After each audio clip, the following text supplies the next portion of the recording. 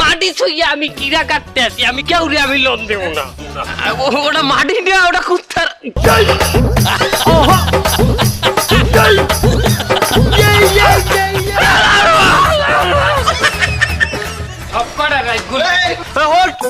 অস্ত্র নামান, অস্ত্র নামান, নামান। আরে পকেটে না, অস্ত্র নামান।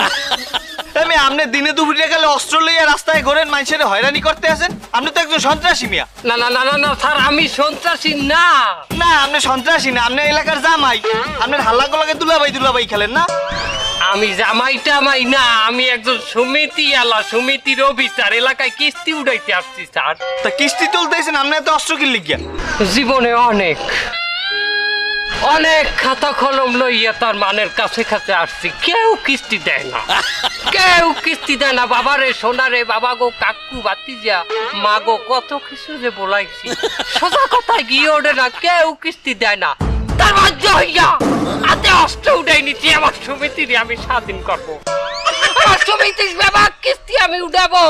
তাই বললে আপনি অস্ত্র হাতে তুলে নেবেন, এটা তো অপরাধ। সেন্ট্রি, গ্রেফতার করো।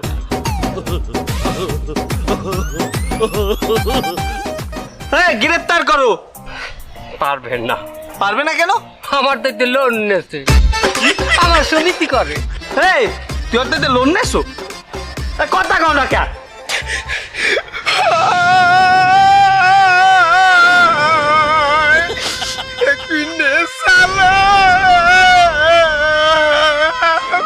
কি তুই লোন নেছো? তোরে তো সরকার ভালো একটা বেতন দেয়, তুই লোন নেছো কে? আরে আমার বউয়ের জ্বালা।